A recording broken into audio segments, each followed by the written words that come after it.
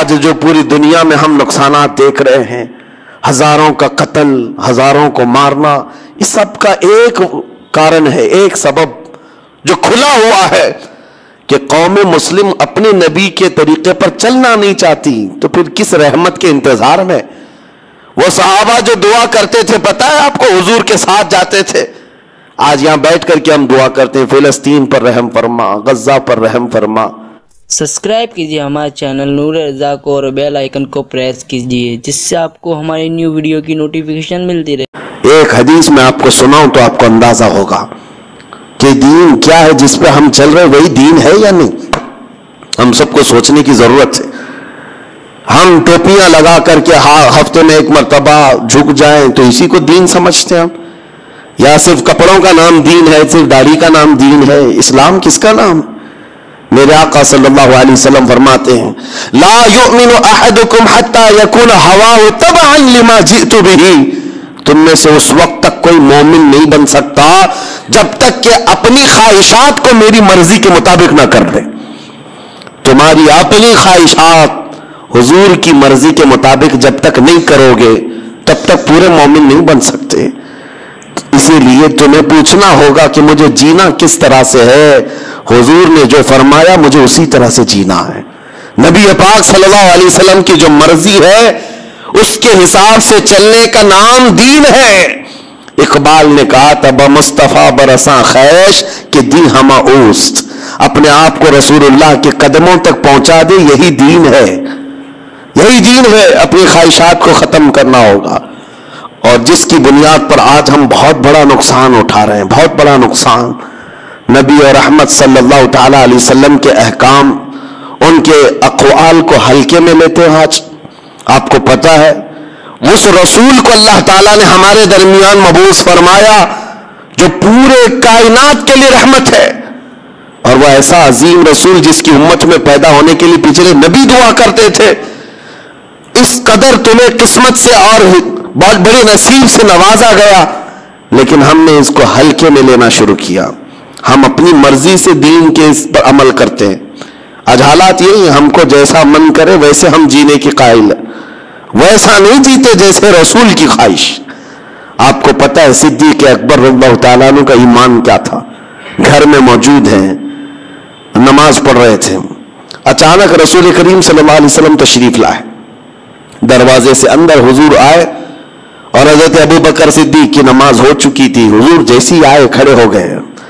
जिसके घर नबी पाक सल्लल्लाहु अलैहि वसल्लम आए, और वो भी सिद्दीक अकबर के घर, तो खुशियों से आप हुजूर के आगे पीछे हो रहे थे। नबी पाक सल्लल्लाहु अलैहि वसल्लम सीधे हुजरे में अंदर गए। वहां एक बक्सा रखा हुआ था, छोटा सा एक बॉक्स रखा हुआ था। उसको खोला तो उसमें कुछ माल था, कुछ रकम थी। नबी पाक सल्लल्लाहु अलैहि वसल्लम ने वो उठाया और कहा, अबू बकर ये मैं फलां काम के इस्तेमाल के लिए ले जा रहा हूं, ये नहीं कि इजाजत है, ले जा रहा हूं। सिद्दीक़ अकबर की आंखों में आंसू आए। कहा, या रसूल अल्लाह, रब का शुक्र है, अभी अभी मैंने यही दुआ किया था कि मौला मुझे इतनी किस्मत से नवाज दे कि तेरा रसूल मेरा माल अपना समझने लग जाए, मेरा अपना कुछ नहीं है। सिद्दीक़ अकबर कहते हैं, मेरी दुआ कबूल हो गई, आप तशरीफ लाए। मैं माल तो देना चाहता था, सब कुछ वक्फ करना चाहता हूं दीन के लिए, लेकिन ख्वाहिश ये है कि सुना ये गया है कि देने वाले का हाथ ऊपर होता है, लेने वाले का हाथ नीचे होता है। अबू बकर सिद्दीक कहते हैं, मैं ये भी नहीं चाहता कि मेरे नबी का हाथ नीचे आए, मेरे माल को रसूल अपना माल समझकर खैरात करें।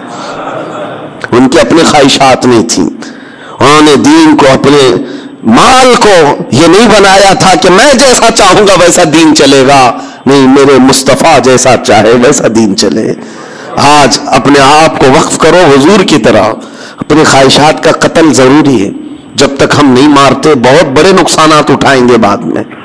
आज जो पूरी दुनिया में हम नुकसानात देख रहे हैं, हजारों का कत्ल, हजारों को मारना, इस सब का एक कारण है, एक सबब जो खुला हुआ है कि कौम मुस्लिम अपने नबी के तरीके पर चलना नहीं चाहती, तो फिर किस रहमत के इंतजार में? वो सहाबा जो दुआ करते थे, पता है आपको, हुजूर के साथ जाते थे। آج یہاں بیٹھ کر کے ہم دعا کرتے ہیں فلسطین پر رحم فرما، غزہ پر رحم فرما. ہم تو میدان میں اترے ہی نہیں. ہم جنگ کے میدان کی بات نہیں کر رہا ہوں. کاش حضور کی سنتوں کو زندہ کرنے والا ہر جوان نکل جاتا. میری اپنی خواہشیں نہیں، میں نبی کی شریعت پر چلوں، نبی کی خواہش پر چلوں. پھر دعا کرتا کہ مولا میں تو آگے آ گیا، اب رحمت بھیجنا تیرا کام. وہ صحابہ تھے، چاہتے تو مدینے میں بیٹھ کر کے دعا کر لیتے، حضور کا دامن پکڑ کر کے کہ مولا جو بدر میں آ رہے کافر سب کو ہلاک کر دے. وہ صحابہ تھے، اس میں صدیق اکبر ہیں، فاروق اعظم ہیں، عثمان غنی ہے، حیدر کرار ہیں، بڑے بڑے صحابہ ہیں. حضور پاک صلی اللہ علیہ وسلم مدینہ طیبہ میں موجود ہیں. یہ سب صحابہ دعا کر دیتے. وہاں تک چل کے کیوں گئے؟ 160 کلومیٹر دور تک چل کر کے گئے. پتا ہے اس میں سے ایک جنگ ہے جس کے بارے میں حضرت ابو ہریرہ فرماتے ہیں جب ہم چل کر کے گئے تھے تو پیروں میں سب کپڑے باندھے ہوئے تھے، کپڑے پھاڑ پھاڑ کر کے پیروں میں، چپل کسی کے نہیں. پوچھا گیا کہ کیوں کپڑے باندھتے تھے؟ کہتے ہیں کہ پہاڑی راستہ تھا، چل چل کر کے ایک صحابی کے بھی ناخن باقی نہیں تھے، سب کے ناخن ٹوٹے ہوئے تھے، سب کے ناخن ٹوٹے ہوئے، اور کپڑے باندھ کر کے یہ لوگ چلتے تھے. 160 کلومیٹر دور، گرمیاں نہیں دیکھی، ٹھنڈیاں نہیں دیکھی، حضور کے پیچھے چل پڑے.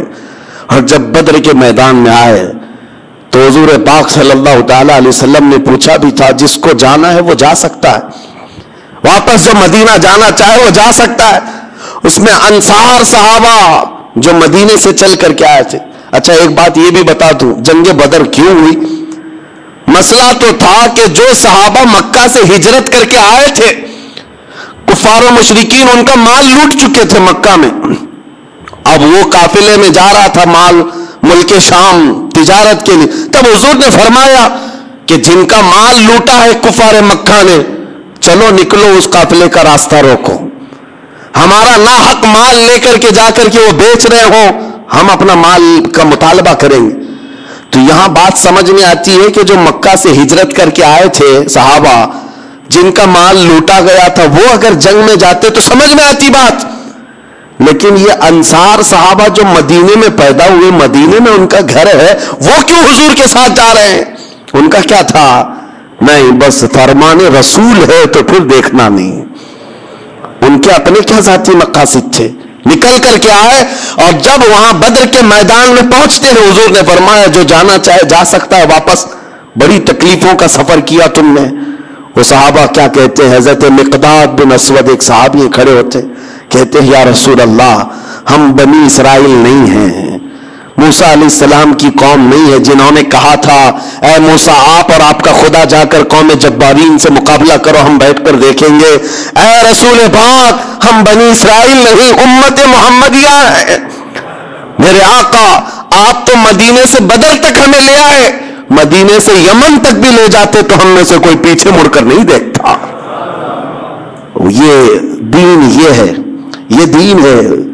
مٹا دو اپنی ہستی کو اگر کچھ مرتبہ چاہو، حضور پاک کے قدموں میں آ جاؤ، اور اپنی خواہشات نہ ہو.